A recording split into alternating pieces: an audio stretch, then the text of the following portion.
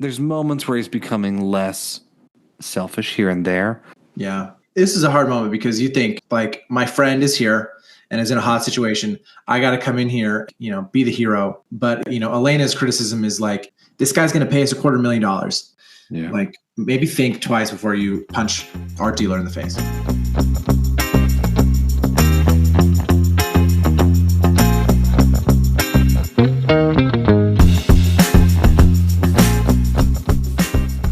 Were you aware there was another Your Friends and Neighbors? There is? From 1998. It's a movie. Oh, a show. No, it's a movie. Is it based on the same thing?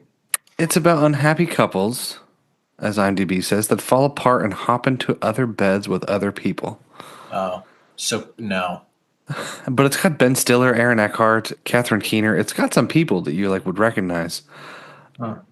But I was sitting there and I'm like, is this a remake? Is it just a name only? Yeah. Anyway, we're on episode 5 now, right? Yeah, 5, 6, and 7. So 5, 6, 7. Do you like how it's wrapped up so far? Yeah.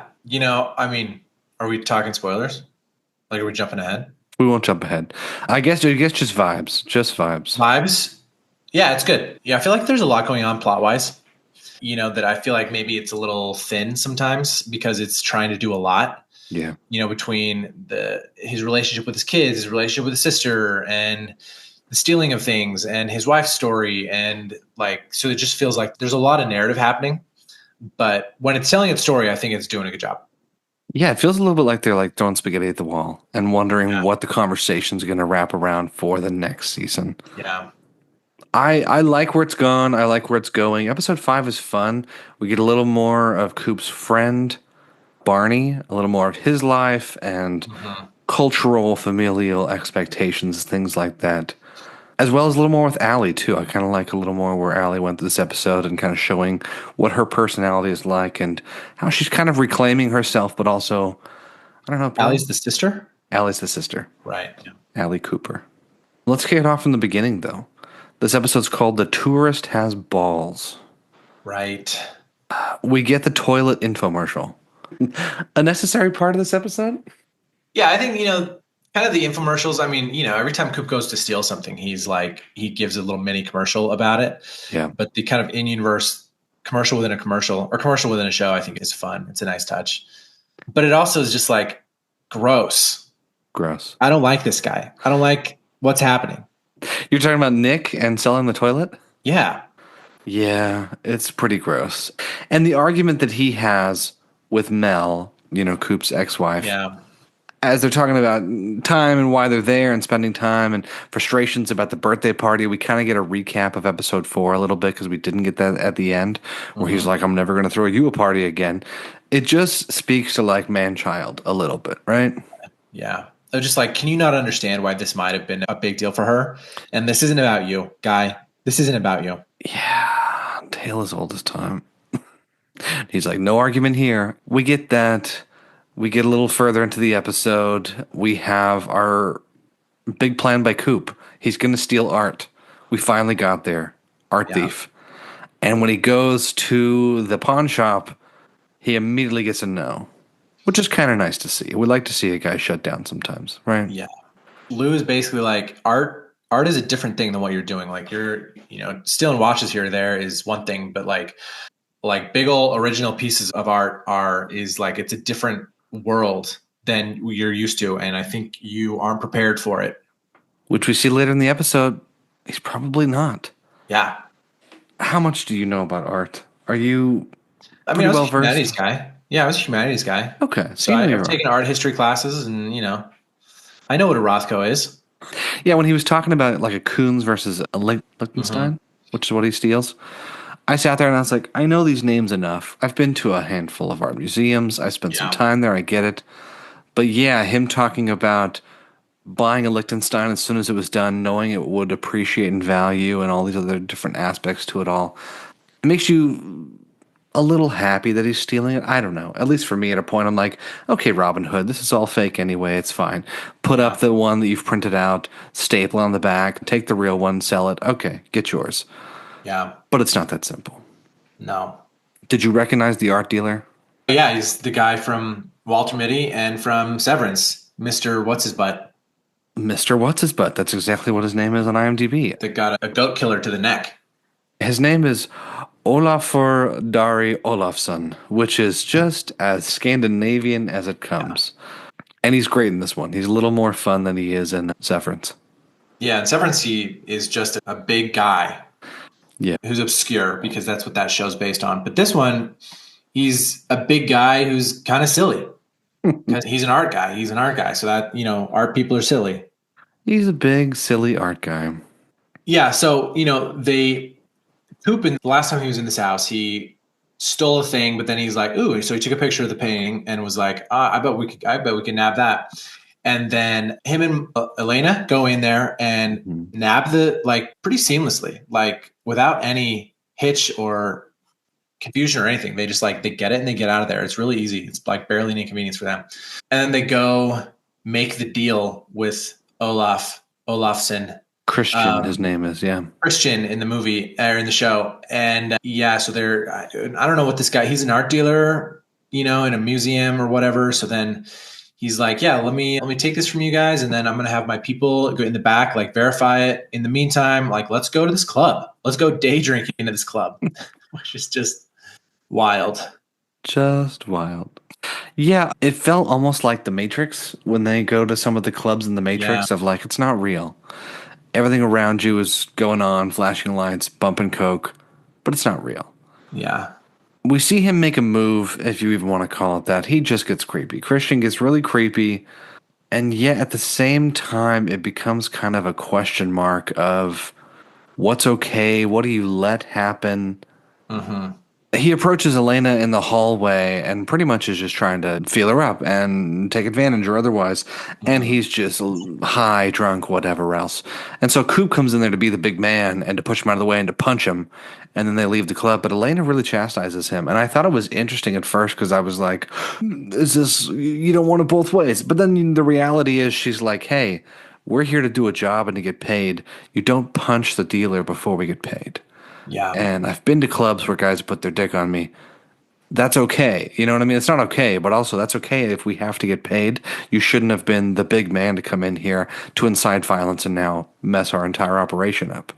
Yeah. Which is just kind of, I think this highlights Coop is the main character of the show, but he's got main character energy. Yeah. He thinks he's the center of the story at all times. And he cannot fathom that there's more going on around him than just him. And, this is an opportunity to be the knight in shining armor. And especially because moments before this, him and Elena were kind of dancing together. And I was just like, What is up with the show that every hot woman is throwing herself at him? And I'm just I know he's Jon Hamm and he's rich. And it's I get it. But every hot girl is just oh, Coop, cool. Let's go dance. And how about you grind on me? Yeah, I guess I don't have that lived experience, so I don't know. I guess it is, like you're saying, him and his main character energy, when his son, Hunter, gets pulled into the principal's office for distributing drugs. Kids are taking his Adderall, crunching it up, and snorting it. Coop's like, wait, you've already met with the principal, Mel? You've already been in here before? You didn't tell me? And she's just, get with the program. Don't you get that you've been absentee? Why is this a surprise to you now? And I kind of like that with him, with Amanda, Peet's character with Mel, and with Olivia Munn's character, Samantha, where Samantha kind of, right after sex, says, hey, I think we've run our course here. You want a fun time. You're having a rebound. I got to move on. I'm giving you a free out. And he just kind of goes, well, I've got no other choice. Okay. And she's like, wrong answer again. Mm-hmm. He just continually fucks up. And you see there's moments where he's becoming less selfish here and there, but it's still selfish at the core. Yeah. Yeah. So this moment where Elena and the art dealer she's almost getting assaulted is this is a hard moment because you think, oh, this is my friend is here and is in a hot situation. I got to come in here and be the hero. And that's what he does. But he, Elena's criticism is hey, I can take care of myself, number one. And number two, this guy's going to pay us $250,000. And I need that money in ways that you don't need that money. So maybe think twice before you punch art dealer in the face. Just Very maybe. fair. Yeah, it's a fair request. The last thing I would ask about on this episode, what did you like about Barney's story? This is one where he's got some remodeling being done on his house, right? Yeah. And it's like pricier than I think he's bargaining for. And so he's like, hey, we got to limit our spending a little bit here. Oh, no. Is this the one where he like gets, oh, yeah, where he like gets drunk and then sets it on fire? That's the ending. Yeah, well, near the end. He takes the check that his mother-in-law hands him and burns it and catches the whole place on fire. Yeah, so there's certainly some like cultural things that I don't understand is, you know, having like number one, in-laws. I don't have in-laws. And number two, like in-laws that need to control aspects of their children's lives even while they're married. And so the mother-in-law is his wife's parents are Korean, and they come and they only want to speak Korean, and Barney does not speak Korean. And so they just like talking Korean around him, and he just sits there quietly eating food. And they're just like, you know, super critical of him in front of him, even though he doesn't understand what they're saying. And it's like, how much more of a nice life could he provide to his own kids and wife before they're satisfied with it? And so, you know, if you feel bad for Barney because you're just like, holy cow, like what more could this man possibly do? And then, you know, the mother-in-law takes him aside and hands him $1 million check. Yeah. Just like, hey, here's some spending money. Just like to take the edge off. Just wild. Just fix the house. Put your family where they need to be. Yeah, it's definitely like a cultural frustration for him. And when his in-laws or his mother-in-law's in the kitchen with him, and she's just kind of like, oh, you're doing good, but yeah, the kids should have a better place. And she goes, you'd be doing better working for my husband, but you don't speak Korean. And as soon as she walks out, he kind of mutters under her breath, like, F you, you know, whatever. It's a frustrating game, especially just seeing them being frustrated about having dinner in the sunroom and all these different aspects that are just not understanding the daily life, the minutia of it all. And he finally cracks towards the end, which I thought was a fun scene, just to see him be so drunk and frustrated that he would catch his own renovation on fire, trying to put it out with that single fire extinguisher. Yeah, but just also kind of stupid. Like, yeah. Like what a colossally stupid thing to do. And like, yeah, I don't care how drunk you are. Would I ever make a choice like that? You know, like I struggle when characters make such stupid choices that I would never make. Like burning the check, that makes sense. Yeah. Spilling your whiskey all over the place so that your entire renovation catches on fire. I don't know if I would make that choice. So when I was watching that, I was just like, what is happening? Like, what are we trying to learn about Barney right now? That he's dumb? I guess it's hard because you and I maybe don't live in anger. I have some friends who do, and to hear their stories, I'm like, where was your brain? In your fists? Like, what the hell were you thinking? That's fair. I don't. Friends who've got mad and like crashed their car, and I'm like, what?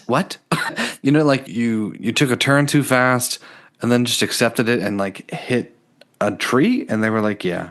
Or punching a goalpost with their hand and breaking their fingers because they lost a soccer game. Just like things that I'm like, how does that work? Yeah, that's true. Maybe it's a little bit of us not being in that mindset, but I'm not an angry guy. Yeah, drunk, angry, stupid. The last little bit of this episode, and we'll wrap it up. We finally get to come back to the cold open from episode 1. Coop breaks into Paul Levitt's house, slips, hits the ground. There's the pool of blood. He goes home. And the last little scene we have is a cool shot of the clothes in the washer getting washed, and we see the reflection of Coop there. Mm-hmm. Does he get away with it? We already know. Hard to say.